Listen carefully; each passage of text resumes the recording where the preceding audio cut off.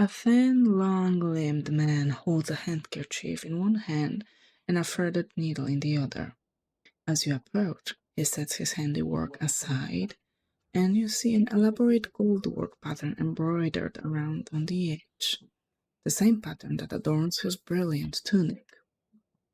You also notice a strange bulk beneath the thin fabric of his trouser legs that runs from hip to ankle. The hero of the Reparu visits me at last.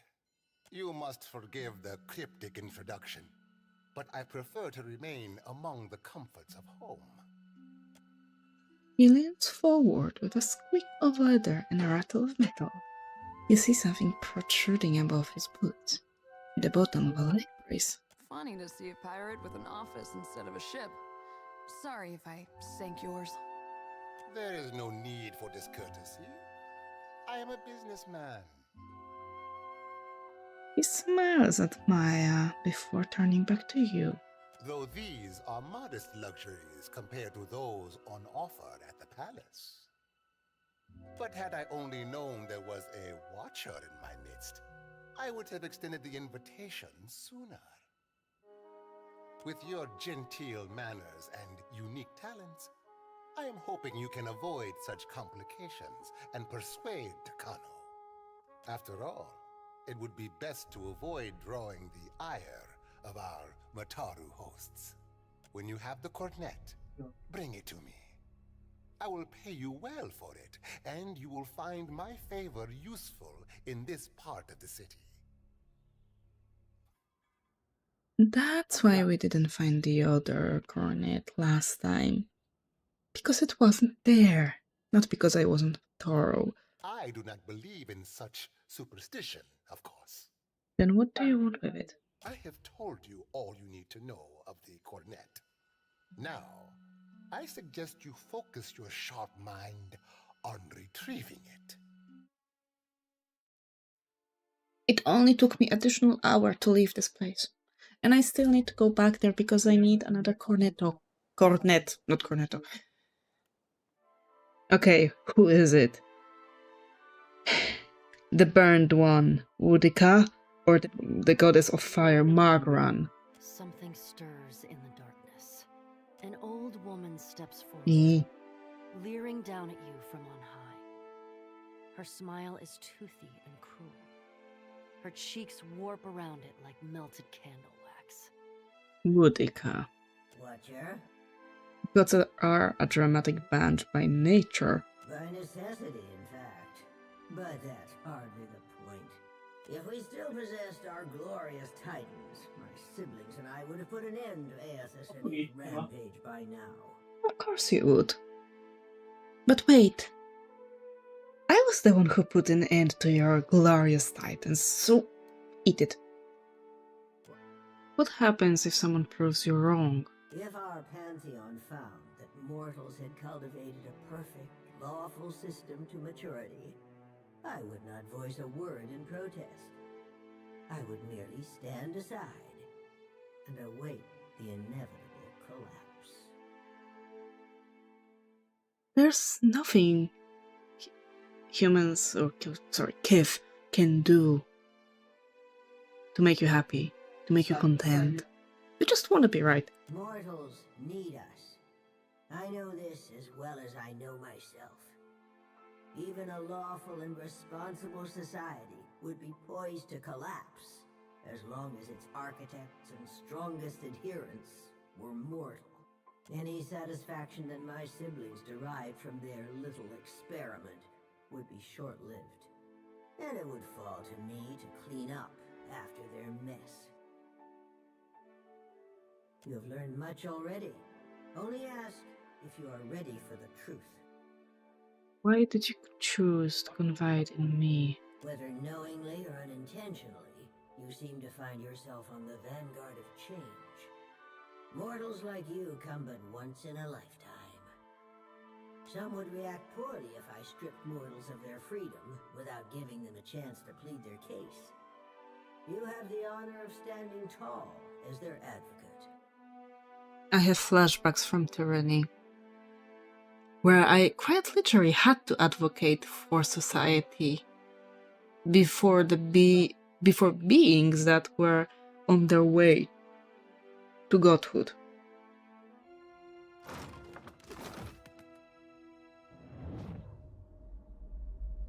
You feel the presence of a soul, twisting and sinuous. It notices you too and draws near.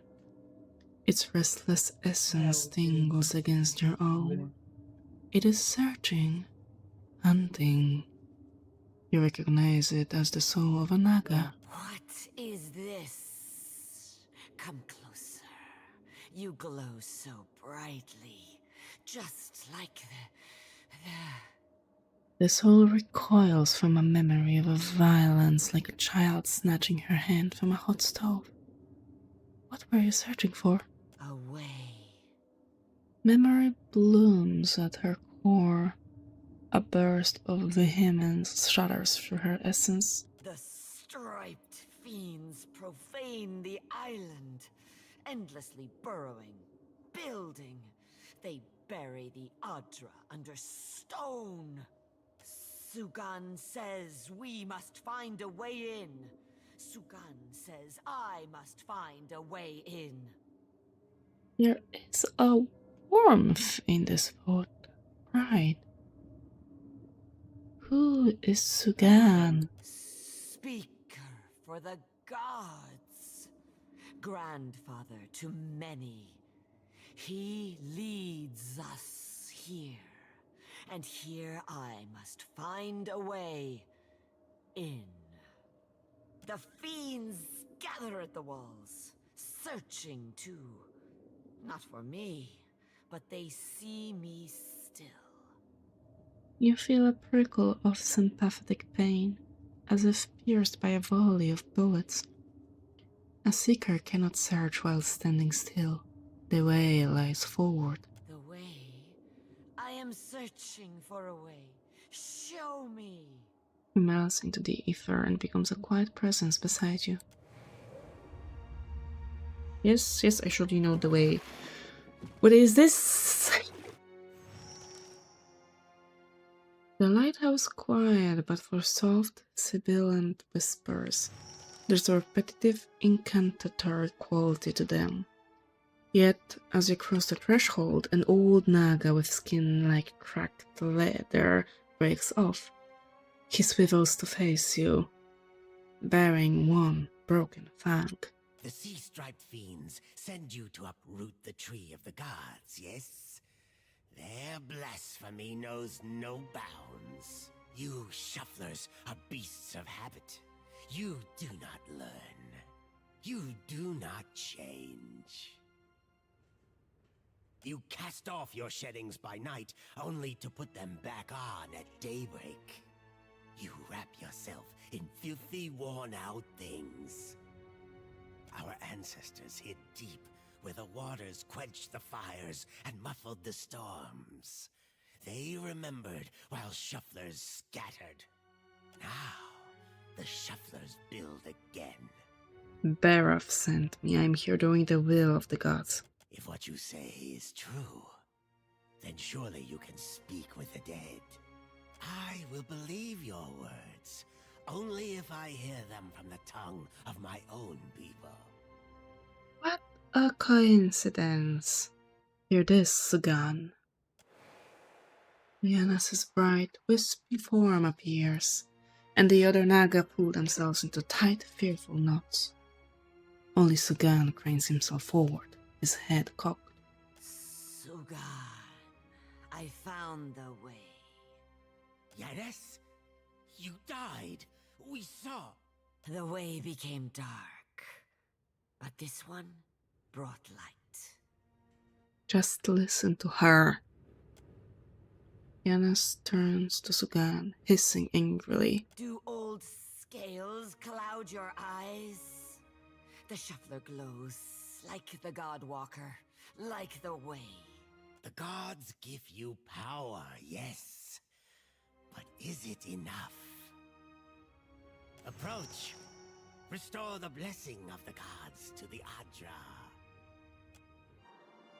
Your first attempt to contact me was brave. This second attempt, Is it born out of desperation, or something else? Why do you continue to follow me, Watcher of Cadnua? If I can tell Barath what you're doing, it will be ransom paid for my soul. That is a cruel bargain, to be a god's pawn. It feels better than having a god demolish my castle and leave me for dead. I am sorry for what I did, but it was done for the hope of a better future. That's barely an explanation, much less an excuse. It is not. When the gods set foot to Eora, the mountains tremble and the seas roil. The moon falls from the heavens, and the sky blackens with ash. It is not fair. It is not just. Like the storm. Are you saying the actions of the gods are beyond reason?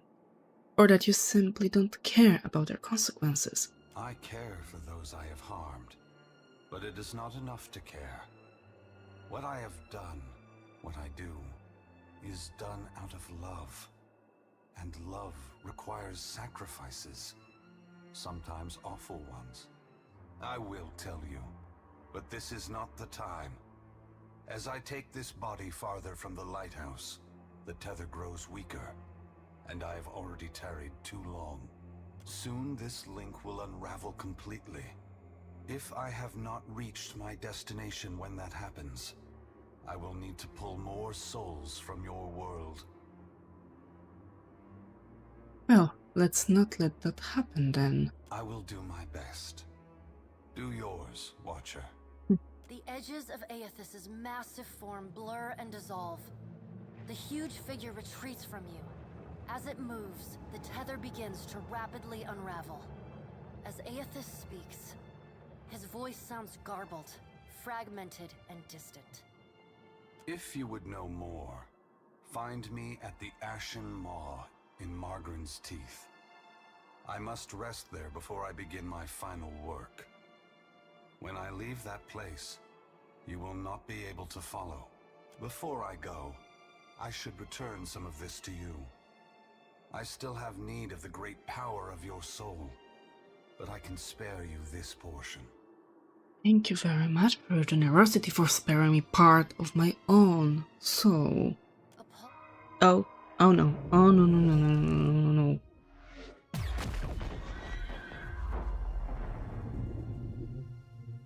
The Nagas stare at the glowing Adra, their diamond pupils wide.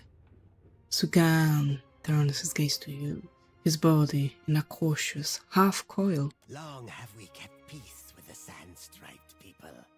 But then, the foreign ones came and spread, killed our people, built their hives everywhere. Your type weren't exactly accommodating. We were sure the Godwalker came to cast them out, that driving them away was a holy mission. Yes, I'm fairly sure we just powered up a Death Star. I agree with that. Slaughter is never a holy mission. You have never fought to defend something. Very fortunate. Or cowardly. You wanna bet? Do you really wanna bet that I've never fought to defend something? That never fought to defend my home, to defend my people? Really? To defend my soul? We must go. I know not what this means, but our brethren should hear of it. Not an option, Snake. Bet you were keeping count of how many good soldiers you fanged. There's been too much death here already. Captain? Pace yourself. We have more important fights ahead of us. Aye, ma'am. Gritting her teeth, Maya secures her weapon and stands down, her fists balled at her sides. You show us something new today, Shuffler. Thank you for this. And for your mercy. You're welcome.